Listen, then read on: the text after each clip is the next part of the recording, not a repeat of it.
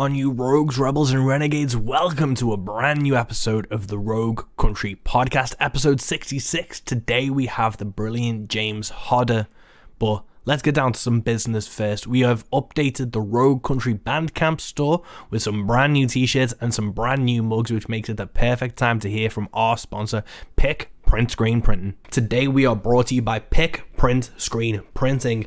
They're a Liverpool-based family-run hand screen printing company, and I love these guys. They do my t-shirts, they do the Rogue Country t-shirts, they do Josh Bettis' t-shirts.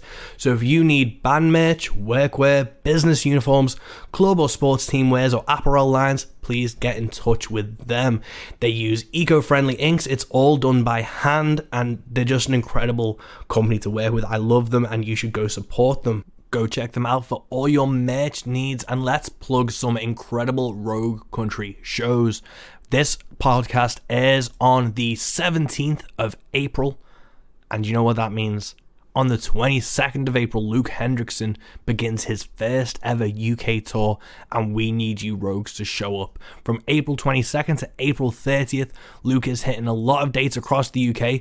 We're in Wallasey, Bradford, Northwich, Birkenhead, Sheffield, Newark, Rossendale, Bracken, and London. Head over to the Rogue Country websites to find out more information and get your tickets.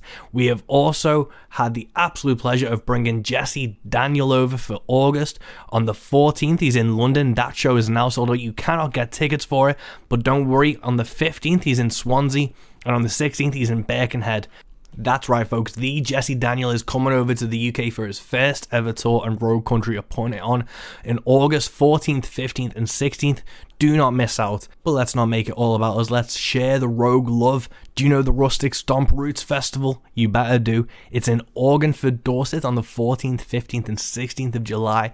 The lineup is incredible. This is truly the best independent country and roots festival around. Heathen Apostles are playing, Frank from Blue Velvet, Sarah Vista, the Care Sons, Hans DeVille, Josh Bettis, Mark J. Lee, Ash Harding. There is so many incredible artists playing this that you do not want to miss out on this. And if that's not all, guess who else is coming to UK shores? Pat Reedy, the Pat Reedy, absolutely incredible artist. If you've not listened to him, check him out.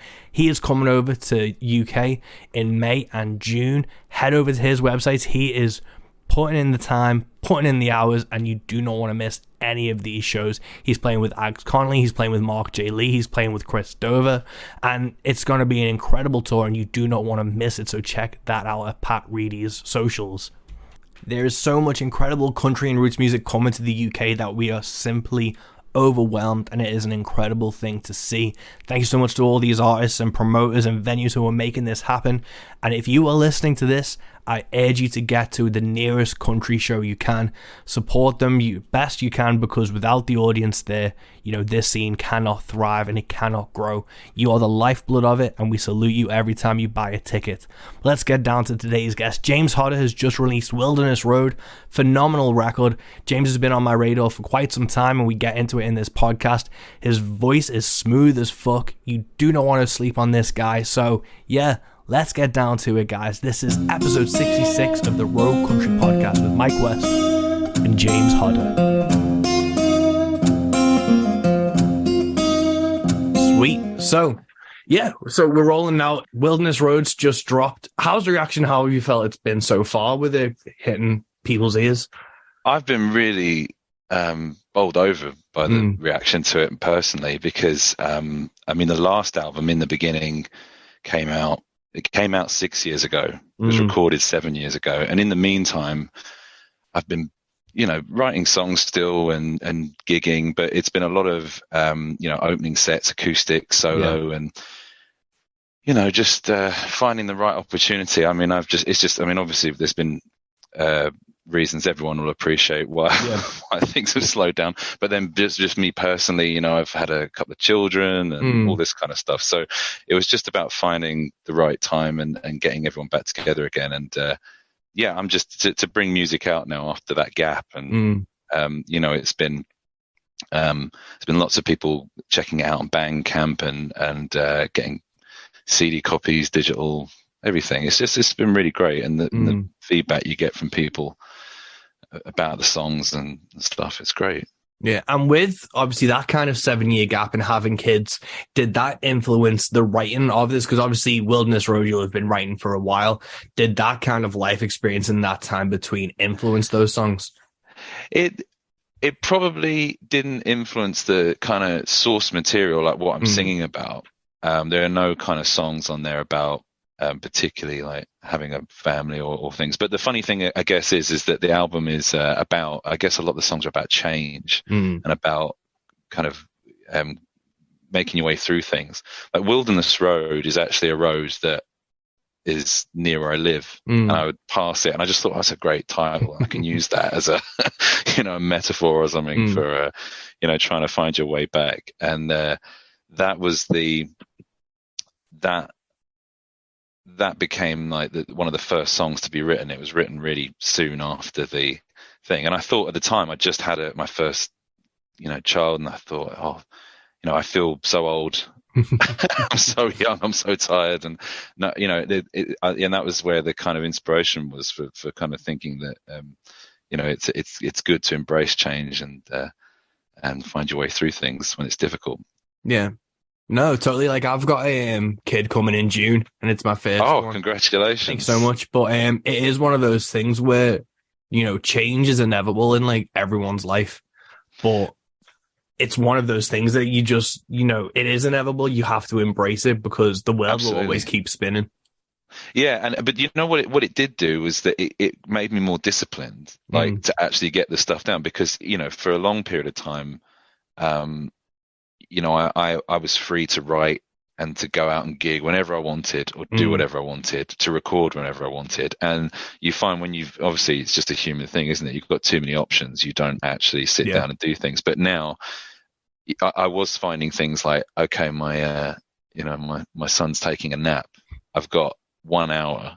So, you use it wisely. You sit down and you write a song, or get something down that you can use for later. And so it does make you appreciate when you do have that free time to do Mm. things. And it actually, even though you think, oh, I'm not going to have any time, you just use the time you do have better, I reckon.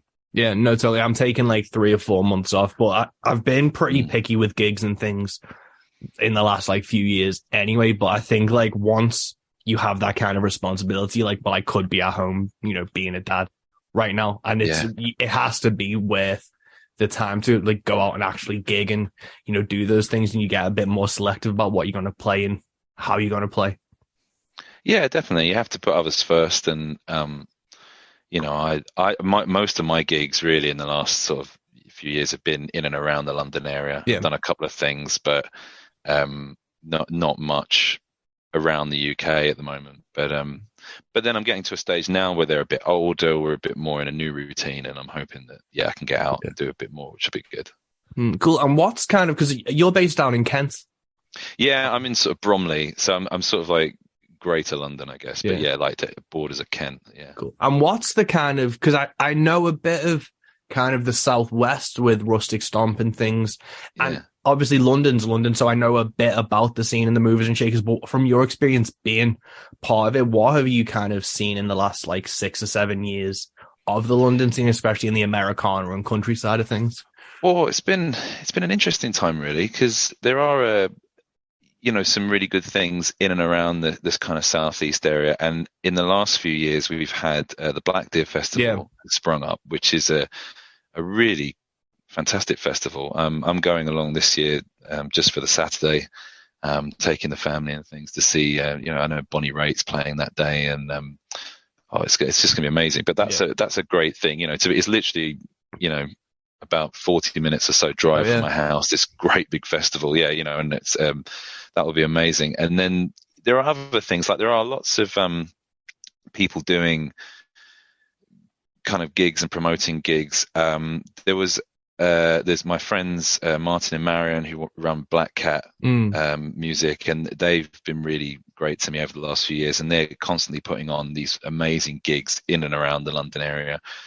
Then there's another one is Icarus Club. I don't know if you've heard of the Icarus Club, No. but it was like this guy. It started a long time ago, I think, but that they kind of showcase like songwriters and acoustic type stuff, and they've been doing it in lots of different pubs in and around the southeast and stuff. And that's kind of recently started up again. So I'm going to be playing something with them in like the May sort of period. So there are a few things. I'd say like there a lot of venues are kind of in the London area really, and there'll be places that everyone knows, like the Green Note, Slaughtered Lamb, places around that. So yeah. Cool, because I know you're seeing Mike and the Moonpies on. Is it Sunday they're playing? I'm going to see them Sunday. Yeah. I can't wait. Yeah, it's going to be so good. I can't wait to see them on the tour. I've had a ticket for like 2 years. So yeah, definitely, it's been one I've been looking forward to. Yeah. But going back to obviously Wilderness Road before then, and in the beginning of 2017, take it all the way back. What was it that kind of inspired you to pick up a guitar? What did you grow up listening to?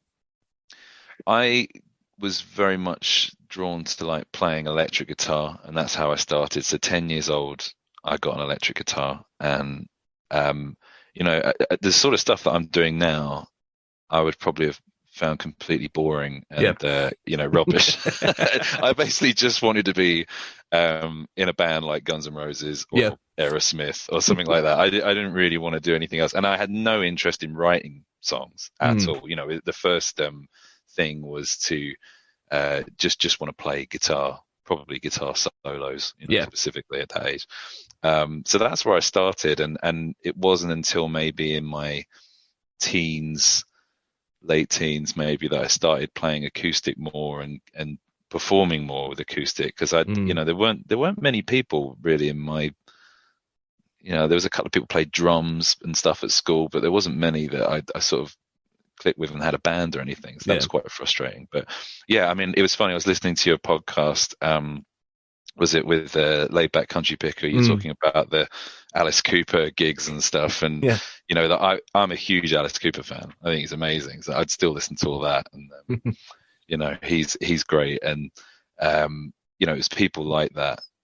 But it was funny. One of the first things that I think like the last straw was when I watched this movie, Crossroads, which is not the Britney Spears movie, if anyone is listening and thinking that I'm talking about that.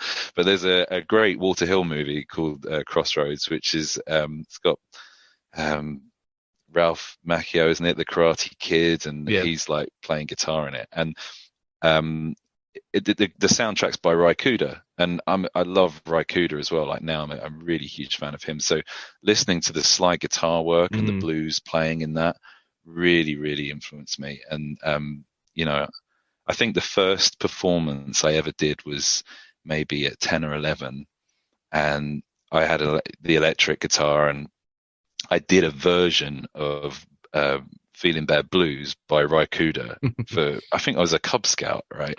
I performed it at this Cub Scout event, but I was so naive. Like I didn't know that he was, anything about bottlenecks or anything. So I was literally just playing notes on the electric, and I didn't even have an amp. I was playing it out of a like a computer speaker or something. Nice. That I'd rigged it up to. So it was really, it's a bit C6 Steve, I guess, before he was doing it there. But hey, that's the sort of thing I was listening to. And what was your first electric guitar? Was it a Squier Strat job or? Oh no, it was like an Encore. Right. It's actually billed as a beginner's electric guitar. It's like 3/4 size. I saw one on like Facebook the other day. It came up like someone was selling one for like 20 quid, and I was thinking, oh, nostalgia, maybe I'd go and buy one. But yeah, it was like jet black. It had one humbucker in it, and it was perfect for learning on. It's just what you need. I had it for a good 2 years or so, 2-3 years before I got anything else. Yeah, it's weird with those type of guitars, because the first one I ever got, and I've still got it, was like a 20 quid nylon stringed acoustic guitar from Argos. That is mine was from Argos. It's an utter piece of shit, but it's just amazing. And I've picked up like I know people have like Martins and Gibsons and shit, and I've played them, but nothing ever gives you the first feeling of that shitty guitar in your hands when you're younger. And it's like maybe £5 worth of materials all bolted together, but those beginner guitars are so magical. They are, but the thing is, as long as it's like something you can get to grips with and learn the basics, that's the most important thing, isn't it? Because like people often say to me, like, oh, what should I buy guitar wise? And I always think, you should just buy something that makes you feel comfortable, but don't worry about the name Yeah. particularly or the price tag. If it's your first guitar, just get something that you can learn on, because they always say, don't they, that so much of it is your actual technique, is how you're playing it. And I've had friends who, when I was growing up, would there was one guy at my school, and he would have a new electric guitar every 6 months, and he was performing, with it, and he went through everything from Tellys to Strats to Les Pauls, but he never really learned to play one of them particularly well. Yeah. He always did the same thing on it, and I thought, well, why have you got so many guitars? Just try and learn a bit more on it. Yeah. No, it's a weird one. Like, I've got my main two are Epiphones, and it's one of those things where I wouldn't want a fancy Gibson or a Martin that costs the same as the house, because if you lose it or you chip it or dent it or someone spills a pint on it, it's way no. And they're great things. Yeah, exactly. Especially like when I'm gigging in like pubs and places, like I think like, well, I don't want to be dragging really expensive equipment sometimes, because it can get rowdy, and a good way to ruin a nice piece of kit, really. But no, you should. I mean, my main guitar and the acoustic guitar I used on the album and I gig with is a Fender. I mean, I don't know what the model number is, but it's like a real budget. It's their most budget electroacoustic guitar, but it has a Fishman pickup in it. Nice. And it just, it sounds great, like on most systems, and it's reliable. It's like I don't really want to be worrying about the tech. No. When I'm getting up to gig and be with a band or whatever it is, I just want something to work and concentrate on the song. Yeah, I remember I had an electric guitar when I was in a metal band, and it had a Floyd Rose on it, and it was great. I hate Floyd Rose. But the second you snap a string, you're fucked. Yeah, you might as well go home, because unless you've got another guitar, someone can just run on and hand you one. Yeah, I had a budget guitar at one point. I think it was a vintage guitar. Had a Floyd Rose on it, and I'm sure people know, but they maybe if they play guitar, but these Floyd Roses are ones where you have to cut the ball off the string and use Allen keys and clip it in, and it's not as simple as like you just break a string and wrap a new one around. No, it's a total day ruiner if you snap a string with the Floyd Rose. And it puts the whole thing out of balance, doesn't it? It's like you can't tune the guitar anymore. So but so with this on this record, and did you use that guitar on in the beginning? Because you've got a fucking great guitar tone on these records. Oh, thank you. Yeah, I mean, it was all acoustic on the first album, and that was the Fender sort of acoustic I'm using, and then in the second for Wilderness Road, the electric was done with it's actually a Tanglewood Telecaster copy, but it has like it's a bit of a weird guitar. I picked it up from someone I used to gig with in pubs, and it's got like Fender parts in it. I think it's got a Fender pickup at the back, but it's a really good piece of heavy wood, and it plays really well. So we used it on that, and I put down a lot of the tone and things like that. I put down to working with Dan Cooper at Rodale Sound. He worked on both albums, and he's great to work with, because I was so naive when I did the first album. I thought, I've written 10, 11 songs. I'll record them, and that's my album. And even though I loved music and listened to so many things, I never really appreciated how difficult it is to make an album, and what goes into it. And we did that first one in the beginning was done in 2 days, because that's all I had budgeted for. So what went on that album is literally everything we did. And then with this one, it was a bit more, okay, I know a bit more about the process now, and I was working with Dan again, and the musicians we work with, the people on the album are so great that they just did their stuff really quickly. So this one was 3 days. Oh, cool. And just got everything down, and worked with some really great people, but they're all friends of mine in the local area, actually, people that I play with. Dan played bass on it, Dan Cooper himself, and then my friend Johnny Boy, he played harmonica. He's on both albums. Tom Monks played keyboards on the album, and he's phenomenal. He plays with quite a few bands, including like 9 Below Zero and a few things. He's actually can play anything. He's one of these like really, you must have a friend like this in your scene, where he can just play anything to a great standard. he once took the legend has it that he once took a saxophone to an open mic. I think it was the day George Michael died, just so he could play Careless Whisper. And he's turned up with it, and no one's ever seen him with one. They said, "Do you play saxophone?" He's like, "Oh, no, not really, but I'm going to give it a go." He stood up and did this flawless performance of it, really good.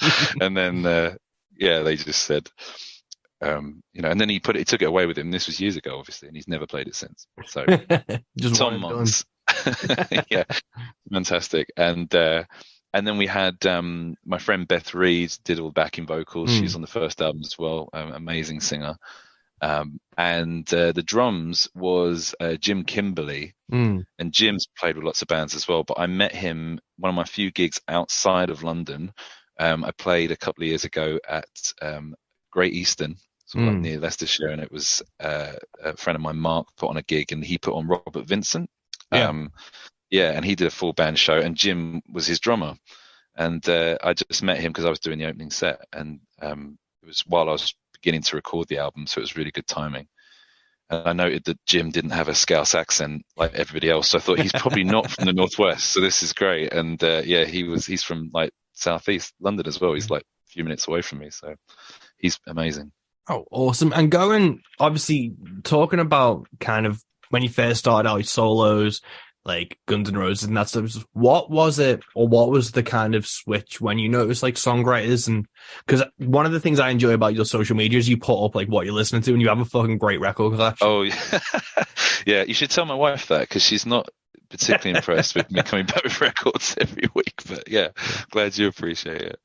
Yeah. What was like the kind of switch? When did you first notice like songwriters? Because it's weird with like rock and metal, Guns N' Roses and stuff. It's like, yeah, they're songs, but they're not, poet laureates. No, I love those guys, but they aren't fucking, No, because it's the music, isn't it? It's the riff. It's the kind of knee-jerk reaction, and the attitude you get. And there are some bands that I'm sure you're the same. You listen back to now and you think, God, that's awful. Those lyrics are either not even just like maybe sexist or completely degrading, but they're like really just poorly written, but the guitar solo is killer. Yeah. So I'm a huge Kiss fan, but I was listening to like the Love Gun record yesterday, and I got to Christine 16. I had to turn it off. I was like, not in 2023. I can't do this. No, exactly. And there's not as many bands that I would listen to now that I listened to back then, and still enjoy it. I think there were the things that made me notice. I kind of slowly crept into this kind of country and roots Americana world through a few different songwriters. I remember getting, at one point I had a couple of Dave Matthews Band records, and I mean, he's not somebody that I particularly listen to anymore, but when I was just devouring everything, I had a couple of records and or a couple of CDs, and one of the live albums has a cover of Long Black Veil. And I didn't know that song at all when I heard it. I was maybe 12, 13. This is the first time I've ever heard it. And I just remember hearing this. It was quite a faithful cover of it in terms of the story and everything, the lyrics. I just remember listening to that and thinking, that's incredible. Like, that's such a great story, and appreciating that song completely differently to how I appreciated anything else. There was just a few writers like that. There was a few songs that jumped out. And I particularly liked, and I still do, it's kind of a Marmite subject, but I like Delamitri. So they have I think Justin Curry, who writes their lyrics, is just incredible. He really is an amazing lyricist for what is essentially a kind of pop folk band. They're not always the coolest, I guess, although I like it. But he wrote he that was an example where I was listening to the songs for the stories and the lyrics rather than, and that's probably then when I thought I want to write songs, because there was nothing that was particularly like kind of guitar wise, there was nothing I was listening to as going, I want to learn that. A lot of my friends were doing all the sweep picking and the all the real techie stuff, and that didn't interest me. I'm not disciplined enough to do that, so I just thought, no, I want to get something like songs with stories and stuff as good as that. Because that's one of the things that like grabbed me from the beginning record.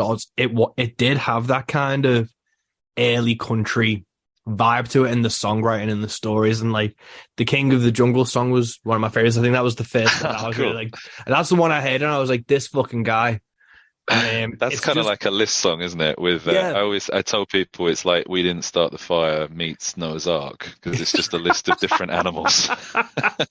I wrote that song. That was one of the last songs that I wrote before we recorded that in the beginning, and it was one that was written after my son was born, and it was Mm, the first one where I didn't have a guitar. I was holding him and I was trying to get him to sleep.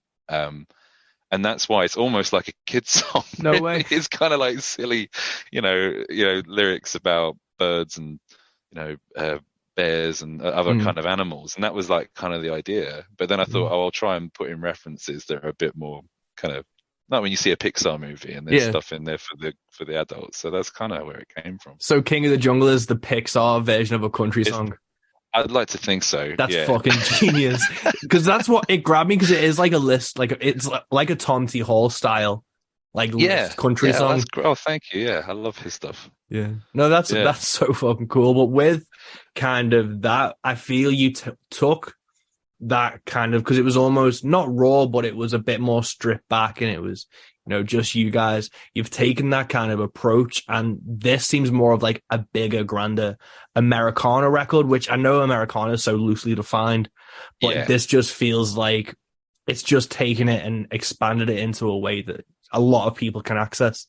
Yeah. Oh, thank you. Yeah. I mean, I think that's what that was definitely the intention, in trying to make another album. Like for Wilderness Road, it was like, well, I want to do it a full band. I wasn't really gigging full Yeah. band or doing anything there, but I thought if I'm going to get these songs down, I want to try and make it a bigger sound. But it still Mm. has that approach. It was still kind of done the same way the first album was, putting down some acoustic guitar Yeah. first, and that's how the songs have started. And getting some lyrics down and some singing and stuff, and then just building it up. Because Dan's studio is fantastic. It's not really set up for like a live Yeah. sound. That's probably what we'll do with the next one. We're already talking about, if we do another one, we're going to try and find a space where we can Nice. really do that.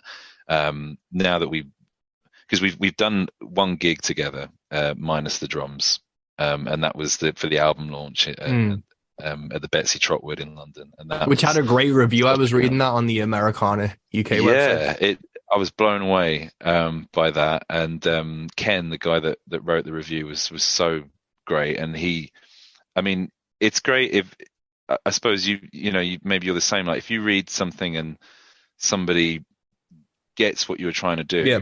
or like you feel like the sort of things he referenced and were things that I would see as a total compliment and were stuff that I was listening to. He mentioned people like Jackson Browne in his review, and I was like, wow, well, yeah, that's a real compliment. So yeah, we want to do some more live shows together. There is a bootleg of the live show, and I got the tracks over yesterday. The guy who does the sound, Zhao, he was at the Betsy. He records it all and mixed it all, and No, nice. I think it sounds great. Yeah, he's done a really good job. It sounds like a really kind of polished bootleg. Really, it's got the kind of energy, I think, of us playing together. So I'm going to put that out on Bandcamp soon, and people awesome. can download it. Cool. And with kind of, before I get into like Wilderness Road and some other stuff, with all your stuff's on Bandcamp, not as much on Spotify. I think is just Wilderness Road on Spotify. Yeah, it is at the moment. That's not so much an artistic statement as me just being really lazy and stupid. I couldn't tell if it was like a political, like Taylor Swift stance or something. Like, yeah, Neil Young. Like, I'm not putting my stuff on. To be honest, no. I mean, I don't personally have an account with like streaming sites. I don't personally listen to music that way. But I'm not going to get up on my soapbox and tell people they shouldn't do that. I think it's absolutely fine. Really, I think it's like an amazing thing.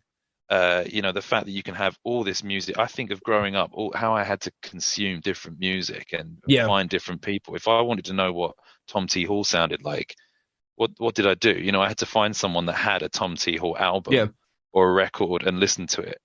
Whereas now, I can type his name in on Spotify and he'll come up and there's all his Yeah. stuff and I can listen to any of it. And you've got YouTube as well and all these things.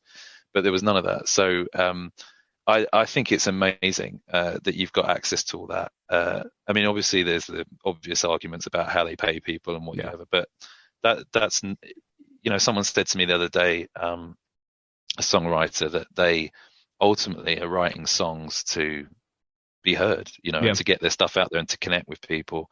And so I will put it up on Spotify as soon as I pull my finger out, really. But yeah, it's definitely coming. Yeah, because that is the thing, and I think that person who said, like, it is to be heard, and I know, you know, Spotify and the internet in general is a fucking cesspool. There's no ethical way to be on the internet, but No. it is like, if you want your music to be heard by a lot of people, I think, you know, it is one of those things. I've said this many times, like, I don't view Spotify as a income. It's purely like a paid advert. It's a promotional tool where someone can check me out and then come to a gig or buy a CD. It is literally just to have out there to be listenable and searchable. It's not something to, you know, plant my flag on. No, absolutely. I mean, it's a good way of linking all your stuff together and connecting it to other people as well. You know, you find your way into different playlists and you know, and I have, you know, heard of people, thanks to, you know, people bring them up through streaming and stuff like that before.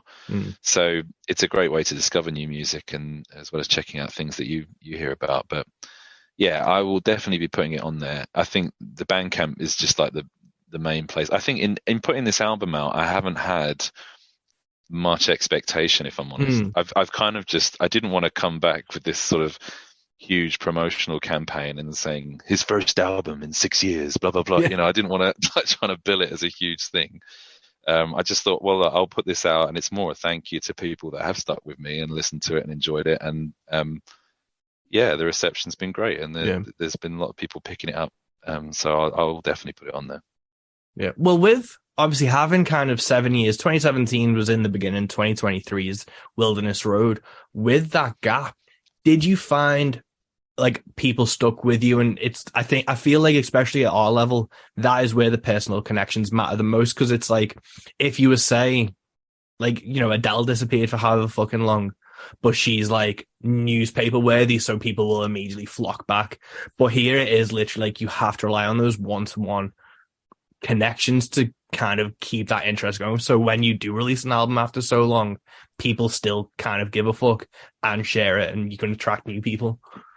Yeah, absolutely. Well, there's been people that I've, you know, have supported me over many years and like enjoyed coming out to see me do shows, or been interested when I'm going to be releasing a few things. So yeah, I think I always love the personal element of it, and like people that I'll go and see as well. You know, I'll be in a room, probably in an upstairs of a pub or a basement somewhere or whatever, and you know, you start to get to know the people who go to those gigs. You know, there are a lot of people I know. You know, I might see them, they might come to my gig, but then equally I'll go to Mike and the Moon Pies and see probably a handful of people that, you know, it's all a big community, isn't it? So yeah, it's great. I think I really appreciate that, and that's probably something I didn't think about as much when I was starting, because like you say, we were talking about the kind of rock stuff I was listening to, and I thought, you know, my first shows that I went to see, actual gigs, were Iron Maiden, AC/DC, nice. You know, people like that, Alice Cooper, of course, like, as I say. But I thought that every show was, you know, in a huge venue and had pyrotechnics and costume changes, and that's what a gig was, really. But then when I went to a gig and saw somebody play in a proper setting, not just around someone's house, you know, playing a few songs, but actually playing on a stage and entertaining a handful of people and telling stories and you know, making it a show, I was blown away. It never really occurred to me that you should do that. And so yeah, you get to know your audience, definitely. No, amazing. And with kind of going back to your record collection, what have you picked up anything new recently? How many records do you have, do you think? Oh wow. It's a few hundred, yeah, probably. I wouldn't put a number on it. Maybe I'll we'll Just do in case your a wife poll listens on back to Twitter. this. Yeah, whatever it is, minus 30% at least. That will make sure things are cool.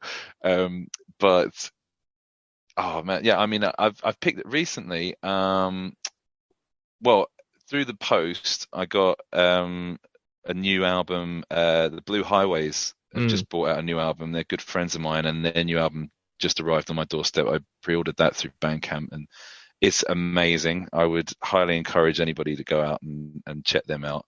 I picked up a Loudon Wainwright record yesterday in a charity shop. He's kind of an interesting character. I'm not sure. I've listened to it once through. It's one of the very early ones. I think it's his second album. But yeah, I'm not sure. Although I did pick up a Nancy Griffith album yesterday as well. Oh, I think it's a bit of a mishmash of things, really. I don't sort of. There's sometimes I just see things and you just. I just think, oh great, I'll get a copy of that. But I don't have much of a wish list of things. I always like crate digging, and seeing what I charity shops are a goldmine as well. Oh yeah, absolutely. And I was lucky enough. It's funny connecting to Alice Cooper actually, because my father-in-law unfortunately passed away a few years back, and he had quite a few records, and he'd always said to me, James, when I die, I want you to have my records. And I was like, okay, that's quite morbid, but thank you. And but when he did die, he gave, he had these records anyway, and we were looking through the ones that he did have, and a lot of it was kind of unusual, but he had an Alice Cooper Schools Out record, right?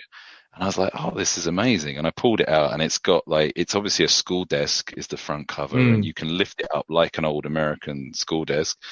And I pulled the record out, and around the record was a pair of women's underwear, basically. And I was like, this is what I was like, what do I do here?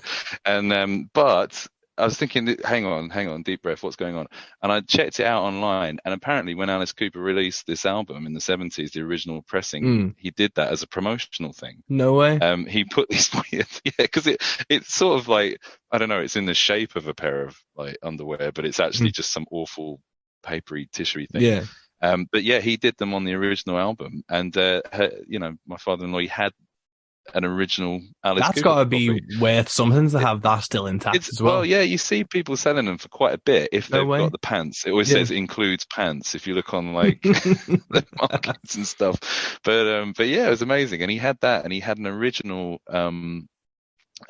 Black Sabbath album as well, the first album, and Masters of Reality. He'd picked them up in Germany somewhere, and they're but they're first pressings, and I was like, wow. So yeah, he had some great records, and they're kind of treasured. Yeah, because that is the thing. Obviously, Spotify is great for finding new music, but I my earliest memories are going through my dad's collection, and it's a pretty great way to figure out someone by going through their record collection. Yeah, I used to do that a lot actually, and I still did that the other day. I went around someone's house, and they had a handful of records on their shelf, and immediately all right, let's have a look and see what they've got. And, it was a great way to sort of spy on what people were listening to, and if there was any new names, you think what's that? I've never heard of that. You pull it out and take a look, and it's good. How do you organize your records? My fiddle player, and it blows my mind. He does it in heaviness order.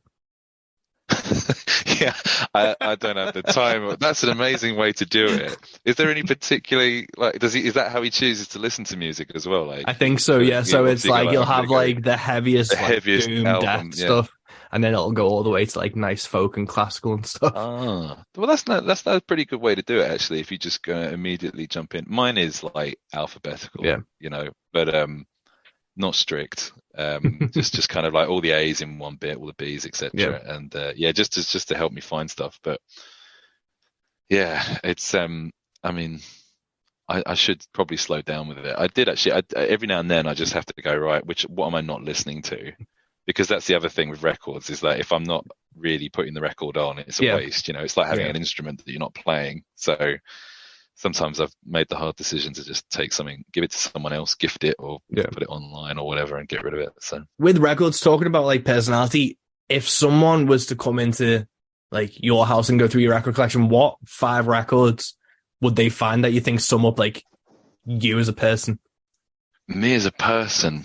Oh wow, that's a good question. Because you have like a lot of deep cuts. Like that's what I said before. I really enjoy because you have like Chris Christopherson. You have like sadly you have like a varied choice going out on your socials. So yeah, there's a few things. I mean, I picked up a copy of the band Northern Lights, Southern Cross, and I love that album. I think that's like probably, even though the second album is like, and the first one are maybe more iconic, that album has so many great songs on it, like Ophelia and things. So I'd probably, if somebody picked that up, I'd probably be that would be a good representation of my taste. I don't know, like there's so many things in there. I'm trying to think. Maybe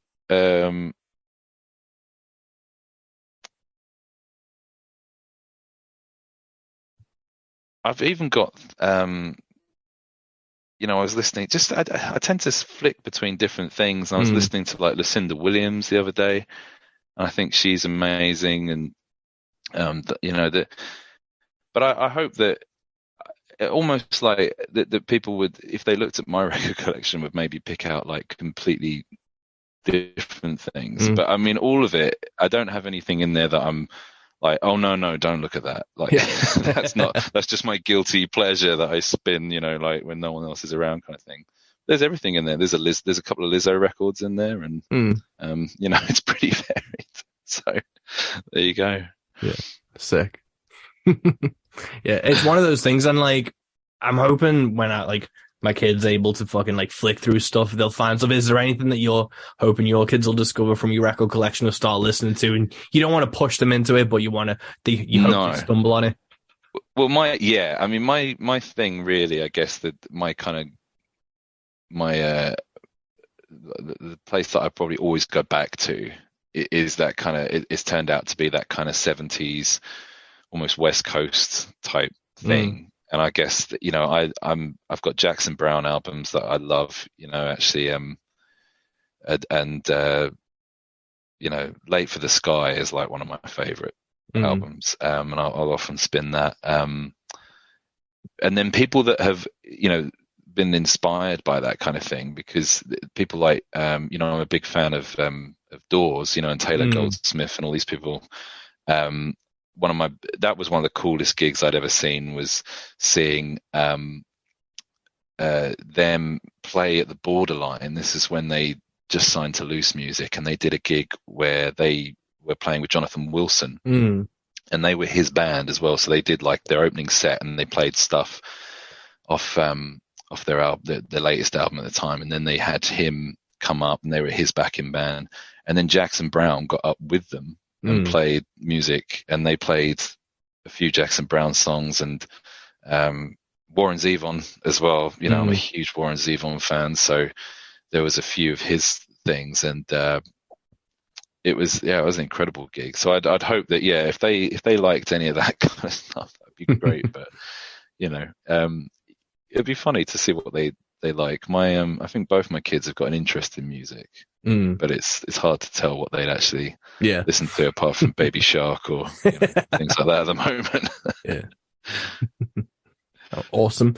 And going back to Wilderness Road, with that songwriting process, what do you have kind of a songwriting process that you kind of stick to, or is it, as you're strumming around on some chords, lyrics come, or you haven't? Like the King of the Jungle song started off almost as a lullaby. Is there a concrete writing process, or are you bouncing around? It's funny. I was thinking that some of the first songs, I guess some of the first songs I'd written are on In the Beginning. I'd only been writing maybe for 3-4 years or so before that was written. So some of my earliest songs are on that record.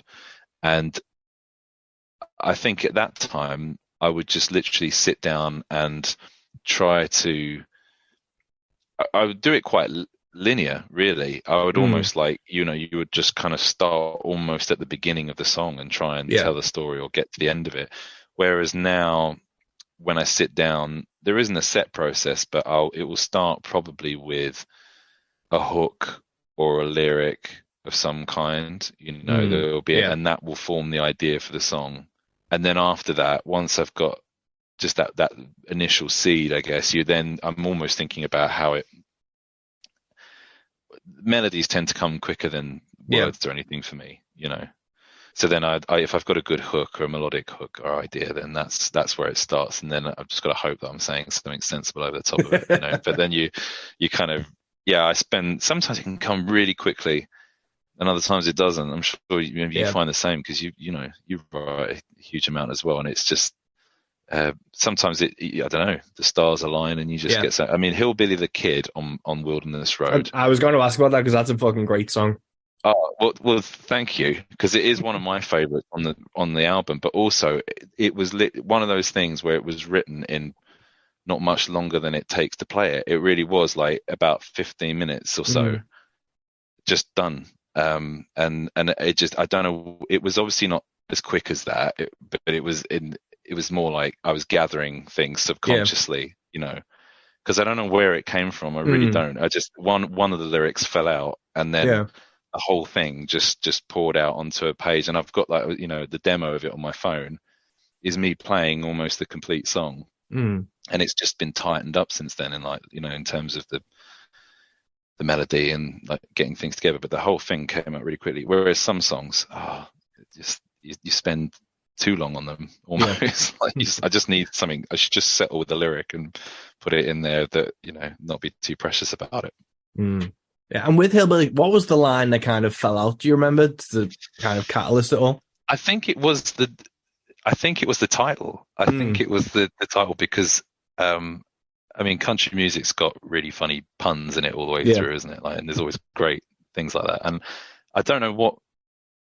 I think I misread something where someone had written Billy the Kid, and I read it as Hillbilly the Kid, and then I thought, oh, that's quite funny, like Hillbilly the Kid. And then I thought that's probably been said before, but when I googled it, I didn't find anything, and I was like, oh, I think I should write something around this. And it just struck me as, that song became about.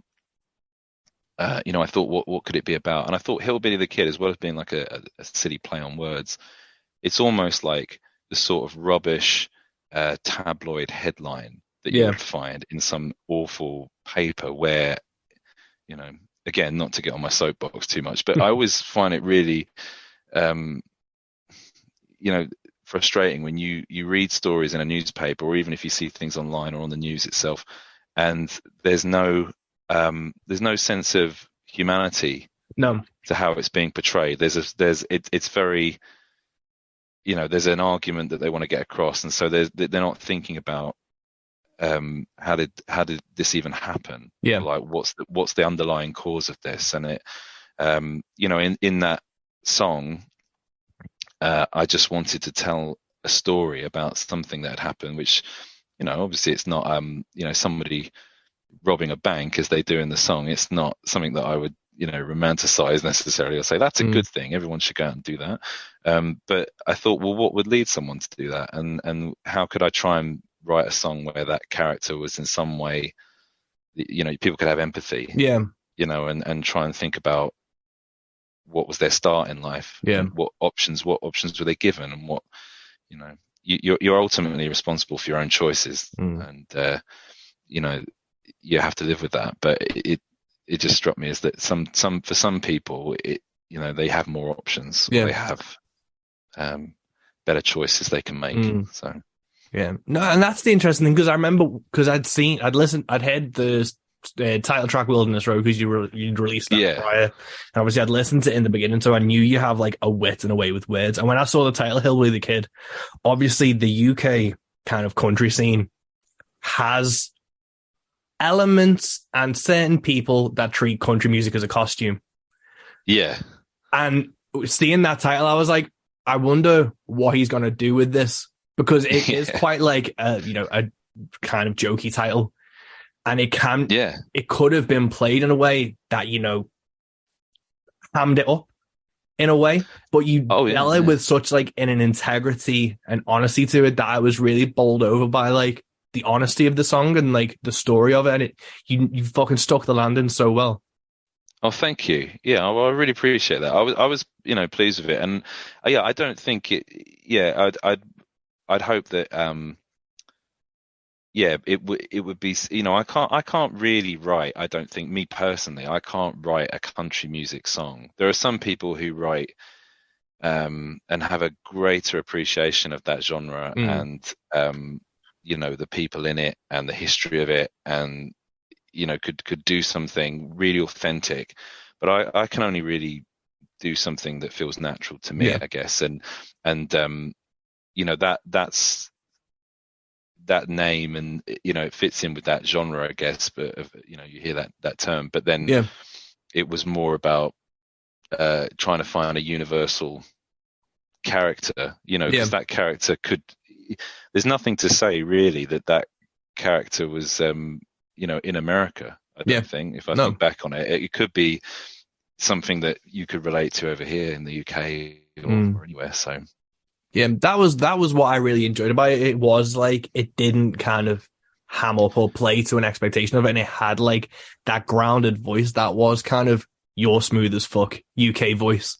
And it had that and it can I had that use that from Road Country on the yeah, next album? Smooth as fuck. smooth as fuck.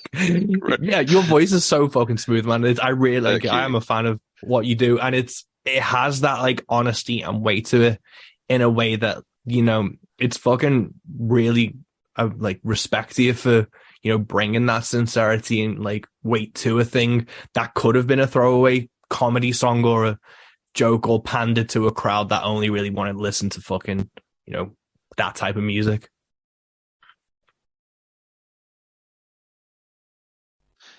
Yeah, I mean that's it. I mean, it would be totally insincere for me to sit here and say, sing a song about drinking Bud Lights and going out to a honky tonk and get down a dirt road in my Yeah. pickup, because I don't have any of those things. No. That's not what I do on a Friday night. So I think, yeah, there's a difference between, you kind of, it's almost like appropriation, isn't it? Like Yeah. it's not you, so you just need to like do.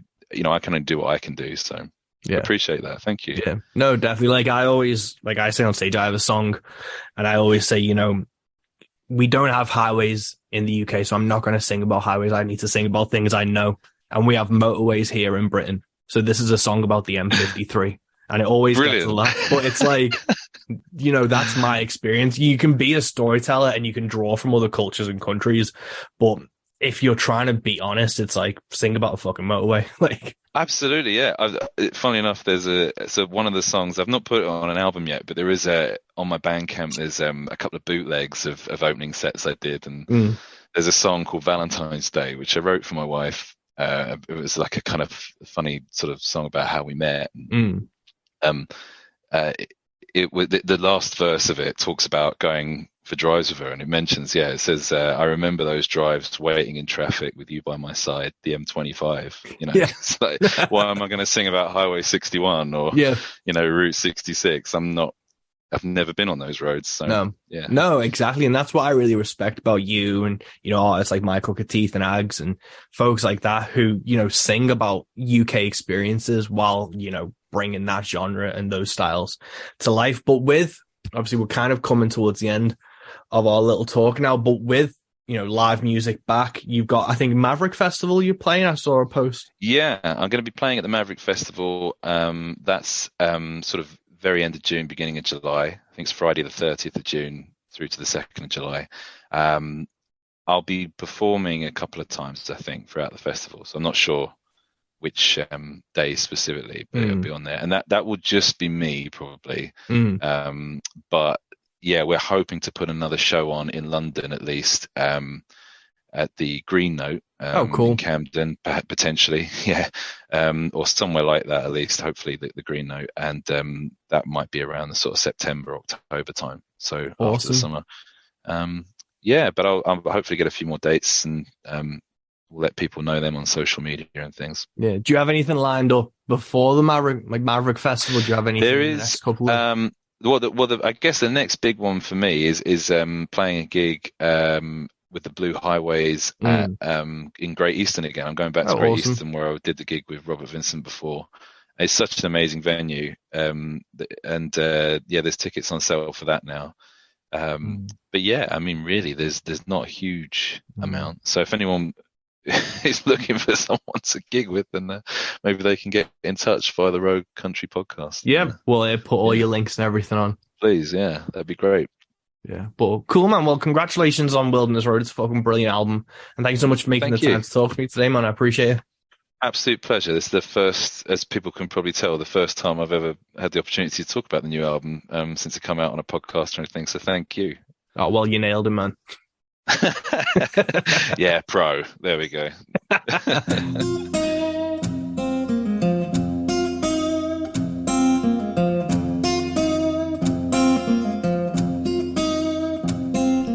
And there we have it, folks. That's episode 66 of the Rogue Country podcast in the bag. Thank you so much for listening.